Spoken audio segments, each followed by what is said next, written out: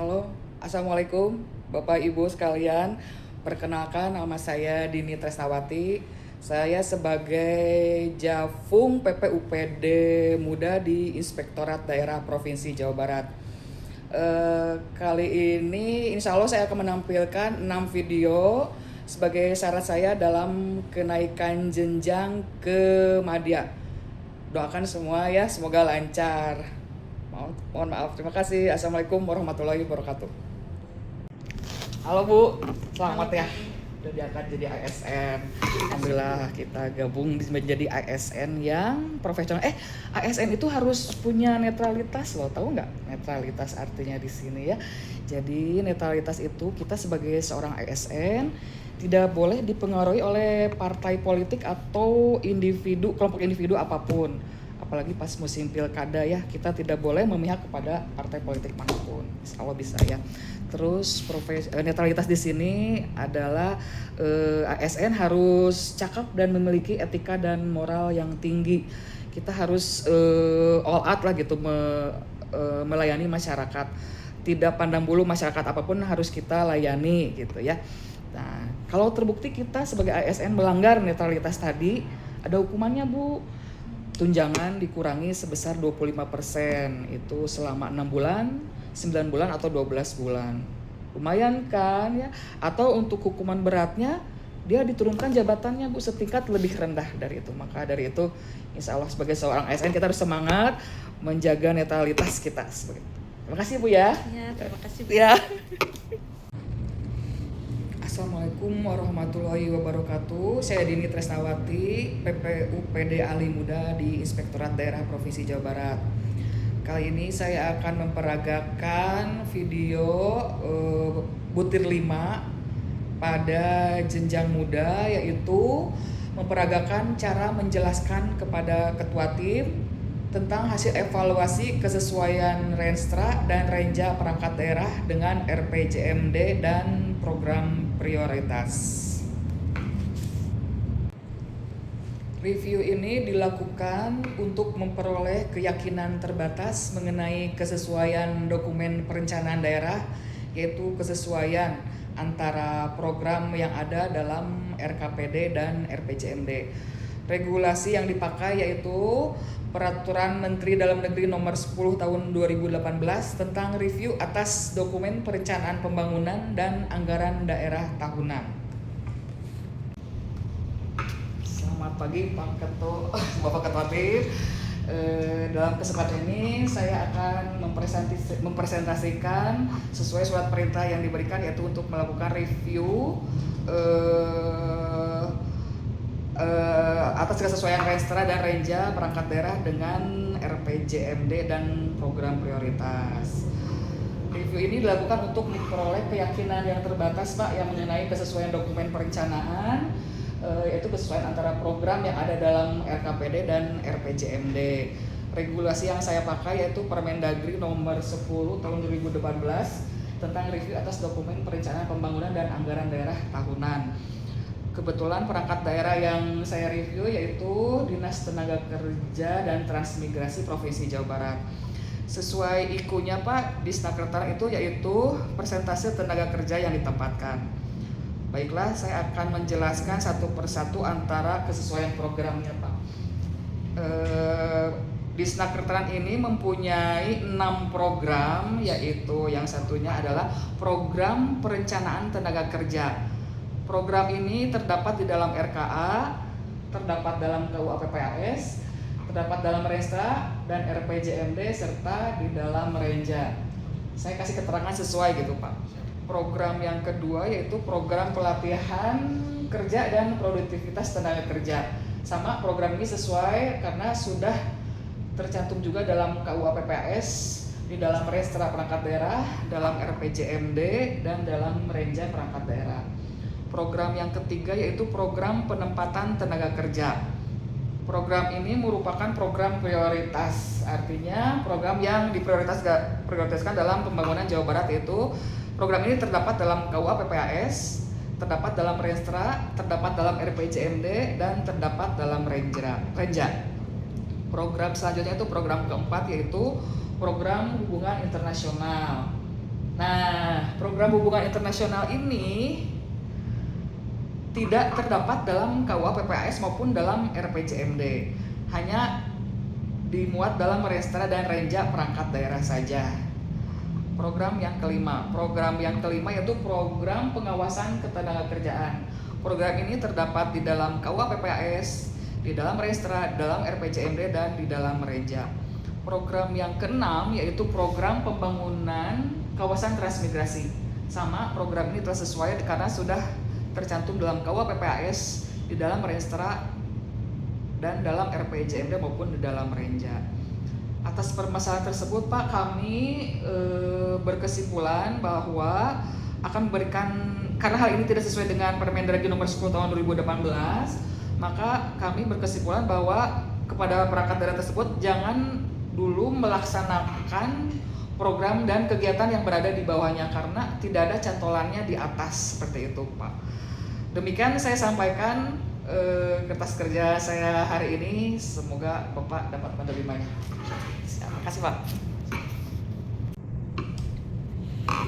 Video saya selanjutnya yaitu video pada butir 15 jenjang muda, yaitu memperagakan cara saya menggali informasi dalam rangka investigasi kronologis atas pengaduan masyarakat kepada pihak terkait. Terima kasih atas kehadiran Saudara Bernard. Pada hari ini Rabu tanggal 16 Mei tahun 2024 bertempat di ruang meeting kantor Delima pukul 9.30. Saya hadirkan Saudara dalam rangka pemeriksaan adanya pengaduan dari orang tua siswa atas adanya pungutan liar di SMA 94 Bandung. Sebelumnya saya bacakan dulu aturannya, itu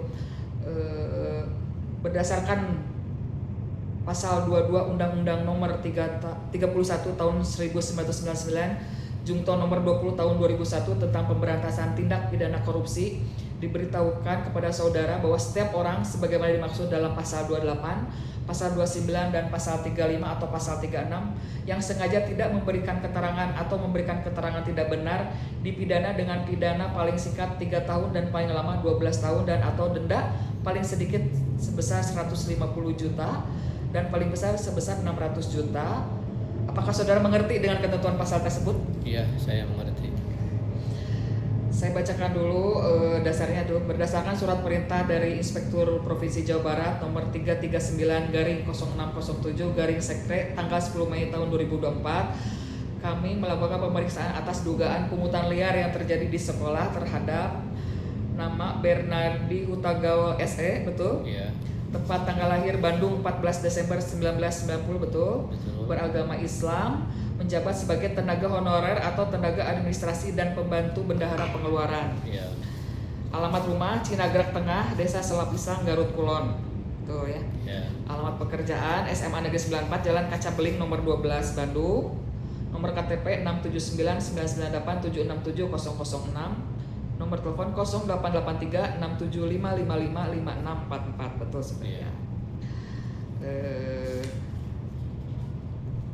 Apakah saudara dalam keadaan sehat? Iya, sehat. Apakah saudara mengerti mengapa saudara dimintai keterangan oleh pemeriksa Inspektorat Daerah Provinsi Jawa Barat? Iya, mengerti. Berdasarkan SK Kepala SMA Negeri 94 Bandung nomor 65/003 strip Seman Cadisdik wilayah 27/2024, jelaskan tugas saudara sebagai tenaga administrasi. Iya, jawaban sebagai berikut. Nomor 3. Ya, nomor 3. Tugas saya itu. Tugas saya sebagai tenaga administrasi adalah membantu pembukuan inventaris sekolah. Berdasarkan SK SMA Negeri 94 Bandung nomor 65/003 strip Seman Cadisdik wilayah 27/2024, jelaskan tugas saudara sebagai bendahara pembantu pengeluaran komite. Yang pertama yaitu input data pengeluaran dan biaya lainnya. Yang kedua, rekapitulasi pengeluaran bulanan. Yang ketiga, membantu bendahara komite sekolah mengerjakan pembukuan pengeluaran sekolah yang bersumber dari dana sukarela. Keempat, membuat laporan dana masyarakat yang dilaporkan ke komite dan kepala sekolah. Apakah saudara mengetahui adanya laporan pengaduan orang tua siswa secara tertulis ditujukan kepada Inspektur Daerah Provinsi Jawa Barat mengenai pungutan liar yang terjadi di SMA 94 Bandung? Saya baru mengetahui pada saat diperiksa oleh Inspektorat Daerah Provinsi Jawa Barat. Apakah saudara mengetahui adanya pungutan biaya pemantapan, buklet, dan wisuda atau perpisahan, termasuk latihan manasik dan doa bersama? Siapa yang menginisiasi? Apakah merupakan kegiatan yang wajib diikuti? Saya hanya mengetahui dana yang masuk adalah dana sukarela pada saat pemaparan RKAS kelas 12 dan oleh Sekretaris Komite Ibu Lala dimintai untuk membantu menjadi operator persentase. Apakah saudara mengetahui biaya pemantapan sebesar 2.660.000? Yang pertama tanggal 7 November 2024 sebesar Rp 101.550.000, penantapan Oktober dan November untuk pembayaran pengejar, peneliti, konsumsi, pembelian kertas, pembelian tinta, insentif pengajar, insentif peneliti, insentif finalis, supervising, sistem serta pengawas pengelola nilai perbaikan TO. Ada pengembalian sebesar Rp 30.315.200 rupiah dokumen terlampir. Yang kedua tanggal 20 November 2024 sebesar Rp 108.2.500 untuk pembayaran TO kegiatan penetapan Nurul Fikri dokumen terlampir. Yang ketiga bulan Maret sebesar Rp 44.940.000 untuk pembayaran insentif pengejaran pemantauan bulan Februari 2005 dokumen terlampir. Apakah saudara mengetahui tentang adanya pungutan buklet sebesar 390.000 per siswa? Saya tidak tahu ada buklet sebesar 39.000, tetapi saya mengetahui ada pembayaran buklet dari Mila karena adanya pengembalian uang buklet yang ditransfer orang tua siswa ke rekening komite rekening, dan pengembalian dana buklet di bulan Desember 2024 sebesar Rp 3.900.000 dokumen terlampir. Apakah saudara mengetahui rencana untuk biaya wisuda, latihan manasik haji tanggal 13 Februari 2024, doa bersama tanggal 26 Februari 2024, dan perpisahan tanggal 22 Mei tahun 2024 sebesar 2.500.000? Jelaskan.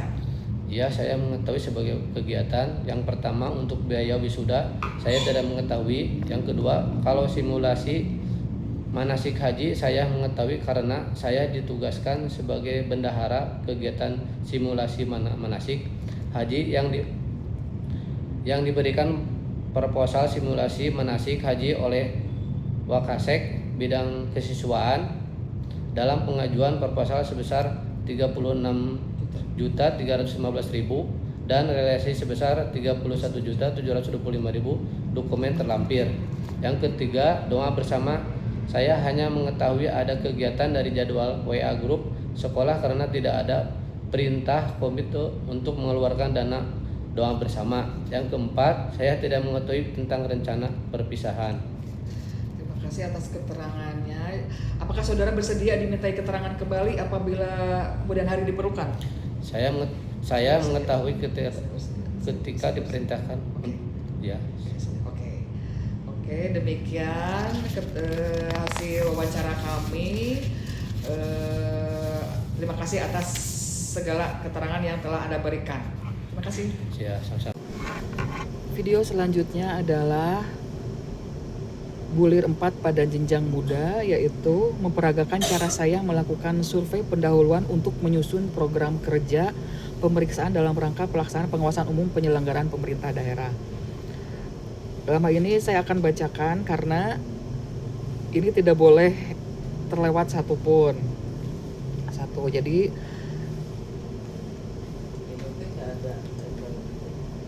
butir-butirnya terdiri dari tujuan pemeriksaan, yaitu untuk mendapatkan keyakinan yang memadai untuk menjamin penyelenggaraan urusan pemerintahan yang menjadi kewenangan daerah berjalan secara efisien dan efektif dengan ketentuan peraturan perundang-undangan. B. Sasaran dan langkah kerja. 1. Sasaran pemeriksaan penyelenggaraan urusan pemerintah daerah terdiri dari pengawasan umum, yaitu aspek kelembagaan daerah, aspek kepegawaian pada perangkat daerah, dan aspek keuangan daerah.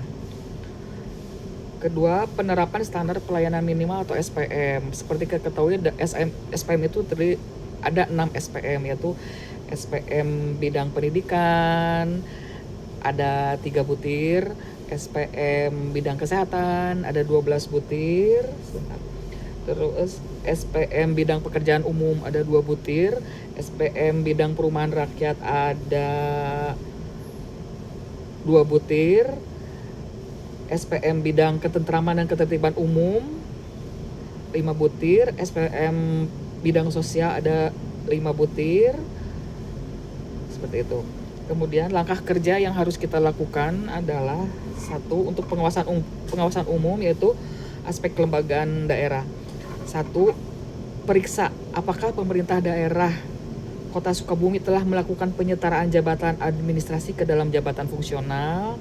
Dua, periksa mekanisme penyetaraan jabatannya, apakah telah sesuai dengan peraturan perundangan. Yang ketiga, mintakan data hasil penyederhanaan birokrasi dan pengelompokan jabatan fungsional serta usulan pelaksanaan penyederhanaan birokrasi kepada Kementerian Dalam Negeri dan Kemenpan RB. Untuk aspek kepegawaian pada perangkat daerah, yang harus dilaksanakan adalah mintakan dokumen struktur organisasinya dan BZing Inspektorat Daerah tahun 2023-2024. Yang kedua, periksa dan catat apakah ada jabatan struktural termasuk inspektur yang belum terisi atau secara definitif. Yang ketiga, apakah pengangkatan inspektur daerah dan inspektur pembantu kabupaten atau kota telah sesuai dengan peraturan pemerintah nomor 72 tahun 2019 tentang perangkat daerah pasal 99B ayat 1 dan ayat 2. Yang keempat, periksa proses mekanisme transformasi jabatan struktural ke fungsional, apakah telah sesuai dengan aturan yang berlaku. Untuk aspek keuangan daerah yang perlu kita lakukan adalah satu, lakukan pemeriksaan terhadap perencanaan alokasi besaran belanja untuk anggaran pengawasan, apakah besarannya telah sesuai dengan yang telah ditetapkan dalam peraturan perundangan. Kedua, periksa apakah proses pelaksanaan penganggaran inspektor daerah, kabupaten ataupun kota apakah telah mengikuti ketentuan untuk alokasi pembiayaannya. Dalam pemeriksaan penerapan SPM, langkah-langkah yang harus kita lakukan adalah satu, dapatkan data pembentukan tim penerapan SPM di daerah. Apakah dilengkapi dengan SK tim yang dikeluarkan oleh wali kota ataupun bupatinya. Yang kedua, lakukan wawancara dan permintaan data. Apakah tim penerapan SPM yang dibentuk telah bekerja dengan baik sesuai dengan uraian tugasnya. Kemudian jelaskan dan disertai dengan laporan hasil kegiatannya. Yang ketiga, dapatkan data apakah tim penerapan SPM di daerah telah menyusun dan menyampaikan laporan SPM ke Gubernur Jawa Barat dengan tembusan ke Menteri Dalam Negeri melalui Direktorat Jenderal Bina Pembangunan Daerah. Yang keempat, dapatkan data keuangan dan analisa terhadap alokasi khusus terkait pembiayaan tim penerapan SPM dan sumber anggarannya, apakah telah memadai untuk program pencapaian SPM. Kelima, mintakan data capaian SPM-nya. Apakah seluruh urusan wajib telah berhasil mencapai target SPM yang ditetapkan? Biasanya target yang ditetapkan itu harus 100%. Jika ada yang belum tercapai, lakukan analisa apa penyebab tidak tercapainya target tersebut.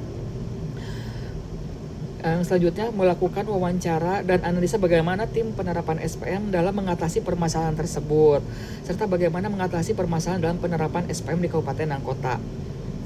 Selain kepada pelayanan kepada masyarakat penerima SPM, kita juga harus melakukan pemeriksaan terhadap mutunya. Terhadap mutu tersebut apakah sudah tercapai atau belum. Jika belum tercapai 100% atau yang diharapkan, kita lakukan analisa secara mendalam apa penyebabnya, terus dan apa rencana aksi selanjutnya. Demikian yang dapat saya sampaikan. Terima kasih. Assalamualaikum warahmatullahi wabarakatuh. Video kali ini adalah peragaan jenjang Alimadya Butir 15, yaitu memperagakan cara saya menjelaskan kesimpulan atas pengaduan masyarakat kepada pihak terkait disertai analisa tindak lanjut dan konsekuensi justisinya. Dalam hal ini, saya sebagai ketua tim pemeriksa tindak pidana korupsi berupa pungutan liar yang dilakukan oleh Saudara Bernardi Hutagawal SE selaku tenaga administrasi di lingkungan SMA Negeri 94 Bandung kepada Saudara Bernardi saya sampaikan sebagai berikut. Berdasarkan surat perintah PLT Inspektur Inspektur Daerah Provinsi Jawa Barat nomor 339/06.07 tanggal 10 Mei 2024, kami melakukan pemeriksaan atas dugaan pungutan liar yang terjadi di SMA Negeri 94 Bandung yang dilakukan oleh Saudara Bernardi Hutagawal SE, dan berdasarkan keterangan dan hasil wawancara tim dengan Saudara Bernardi Hutagawal SE, dengan ini tim berkesimpulan bahwa 1. Saudara Bernardi Hutagawal SE terbukti telah melanggar kode etik ASN atas perbuatannya melanggar Undang-Undang Nomor 31 Tahun 1999 tentang pemberantasan tindak pidana korupsi (Undang-Undang Tipikor dan perubahannya) serta Undang-Undang Nomor 5 Tahun 2014 tentang aparatur sipil negara atau Undang-Undang ASN. 2. Saudara Bernardi Hutagawal SE terbukti secara sah telah melakukan pungutan liar di lingkungan SMA Negeri 94 Bandung. 3. Berdasarkan keterangan dari para saksi terbukti bahwa Saudara Bernardi Hutagawal SE telah melakukan pungutan liar di lingkungan SMA Negeri 94 Bandung dengan tujuan untuk memperkaya diri sendiri dengan tidak melibatkan siapapun. 4. Dalam proses permintaan keterangan, Saudara Bernardi Hutagawal SE bersikap kooperatif kepada tim pemeriksa. 5. Data-data yang dipersembahkan oleh Saudara Bernardi Hutagawal SE terbukti benar adanya. Untuk selanjutnya, laporan hasil pemeriksaan beserta berita acara pemeriksaan akan diserahkan kepada tim disiplin pegawai yang berada di Badan Kepegawaian Daerah Provinsi Jawa Barat beserta dengan tim dari Biro Hukum dan HAM Setda Provinsi Jawa Barat serta tim dari Inspektorat Daerah Provinsi Jawa Barat untuk diputuskan atas konsekuensi yang harus diterima oleh Saudara Bernardi Hutagawal SE. Demikian yang dapat saya laporkan. Terima kasih. Assalamualaikum. Video selanjutnya adalah peragaan jenjang ahli madya bulir ke-13. Memperagakan cara saya menjelaskan kepada unsur pimpinan atau perangkat daerah atau pihak terkait tentang rekomendasi peningkatan capaian SPM dan peningkatan efektivitas dan efisiensi penyelenggaranya. Terima kasih. Assalamualaikum warahmatullahi wabarakatuh, Bapak-Bapak. Berdasarkan surat perintah inspektur bahwa kami tim pemeriksaan urusan dan SPM melakukan pemeriksaan ke Kota Sukabumi. Setelah hasil wawancara kita kami simpulkan bahwa ada beberapa catatan untuk Bapak-Bapak. Tapi sebelumnya Bapak-Bapak, karena di video Bapak boleh memperkenalkan dulu masing-masing. Silakan Pak. Saya dulu Bu ya. Siapa? Terima kasih Bu. Perkenalkan, nama saya Hadi Samsapandi. Saya sebagai Kasubag Perencanaan dan Pelaporan di Dinas Kesehatan Kota Sukabumi. Saya Yustiandi, saya staf di Subag Perencanaan Dinas Kesehatan Kota Sukabumi. Kesimpulannya berdasarkan catatan kita kemarin, ada beberapa catatan yang akan saya bacakan sekarang Pak untuk Dinas Kesehatan, yaitu terdapat perbedaan data yang tercantum dalam laporan penerapan SPM Kota Sukabumi tahun 2024 dengan data yang tercantum dalam rencana aksi yang diperwalkan. Itu sebetulnya tidak di Dinkes aja sih, ada beberapa OPD juga berbeda. Saya nggak tahu itu apa, penyebabnya apa.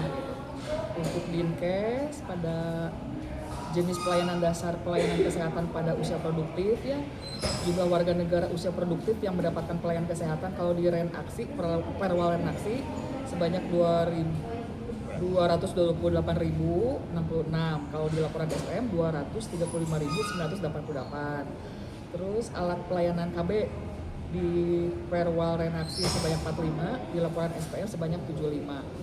Terus selanjutnya pelayanan kesehatan penderita diabetes mellitus, jumlah warga negara yang penderita diabetes yang mendapatkan pelayanan kesehatan di perwal 5.254, di laporan SPM 4.865. Nah itu aja mungkin Pak.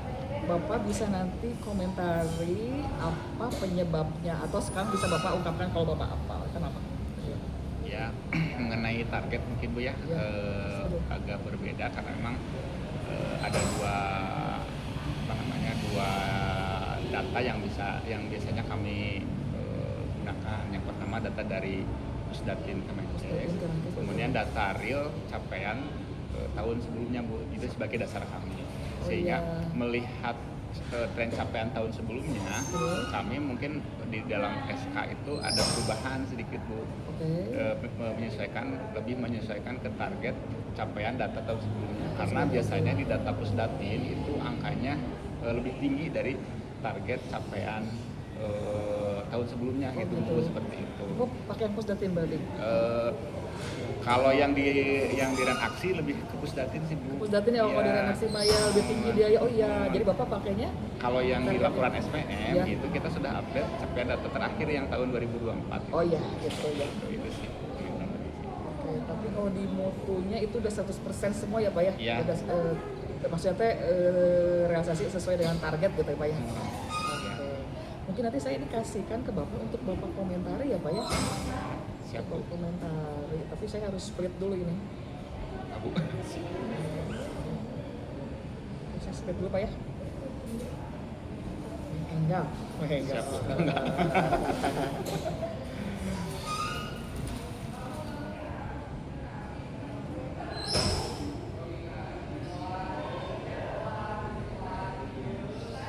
WA-nya Pak Yus banyak. Mut. Enggak Bu. Sana terus.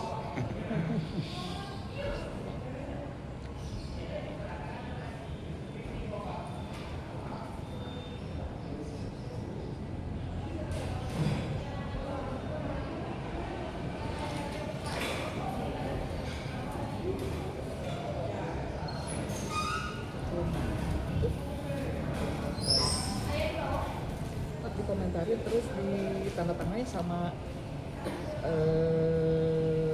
Bapak kan Subag ya? Iya. Sekretaris aja, minimal sekretaris itu. Enggak. Hari ini Bu. Iya, karena Bapak di WA lainnya ke saya. Di WA kan lagi. Ada ya panggilnya. Tapi jangan PDF, buat dulu sama PDF untuk ada tanda tangannya kan. Ayo Pak Ses, ibu saya. Sementara misalnya ada sih tadi. Oh, Tapi iya. tadi mah menuju istirahat sana. Ini sebenarnya.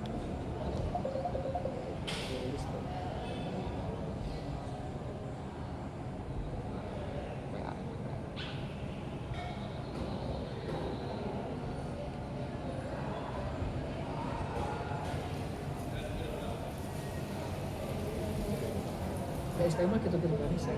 Temuan tuh. Atau mah ya semuanya bisa sah gitu di ada mau. Tapi gak tahu nih untuk tahun depan mah. Maksudnya teh kan anggaran juga Pak. Mohon. Anggaran juga untuk SPM kadang tidak terlalu besar. Jadi Jadi, tahun depan yang harus jadi perhatian sih. Gimana Bu ya? Kan di nomenklaturnya itu namanya eksplisit SPM Bu ya. Nah, memang apakah ini di kota Sukabumi atau di kota yang lain sama atau tidak gitu ya penerapannya. Terutama terkait ini Bu, kan SPM itu tidak, kalau di kami itu yang untuk yang eksplisit dengan nama nomenklatur SPM itu lebih ke sifatnya fasilitasi gitu ya, teman-teman di dinas bagaimana supaya memfasilitasi puskesmas agar capaian targetnya itu bisa terpenuhi sesuai target. Nah sementara untuk menahan mutunya itu kita simpan, disatukan di satu subkegiatan Bu. Contoh misalkan ALKES, ada subkegiatan ALKES seperti itu. Tapi itu sebenarnya mendukung SPM juga gitu. Betul. Terus ada satu lagi subkegiatan yang obat dan BMHP. Itu disimpan buat subkegiatan itu. Tapi Sesuai dengan nomenklatur itu ya. Padahal itu juga terkait dengan SPM Betul, gitu. iya. Bahkan tidak hanya SPM, Bu, stunting gitu Bu ya. Iya. Dan yang lain sebagainya gitu. Terus kalau di DPA-nya Bapak di itu ya? Khusus untuk SPM ada gitu maksudnya? Memang tidak didetailkan untuk SPM Bu ya, tapi iya. untuk pelayanan kesehatan dasar Bu. Nah, pelayanan kesehatan dasar salah satunya adalah SPM juga. Seperti itu.